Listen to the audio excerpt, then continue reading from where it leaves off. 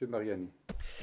Merci. À force d'entendre ces débats en urgence sur les droits de l'homme et le monde méditerranéen, je me pose une question. Existe-t-il ici une option préférentielle pour les frères musulmans au Parlement européen?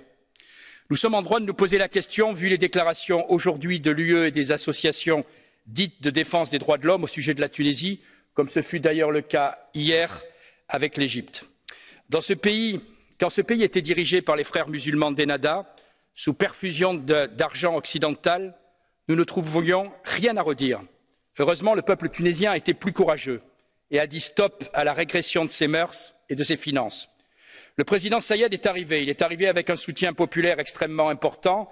Il tente de rétablir l'autorité politique et l'autorité présidentielle. Il tente de renouer le dialogue de Tunis avec les institutions financières internationales. Il tente aussi de rétablir une certaine stabilité politique. De quoi la Tunisie souffre-t-elle aujourd'hui? D'abord, d'un voisinage compliqué. Ensuite, d'une crise inflationniste où pour le peuple tunisien, la priorité est de vivre plutôt que de survivre. Alors que la Tunisie vient de parvenir à un accord, ça a été dit, avec le FMI, nous devrions plutôt réfléchir à ses côtés sur la manière de coopérer afin de renforcer la coopération régionale en Méditerranée.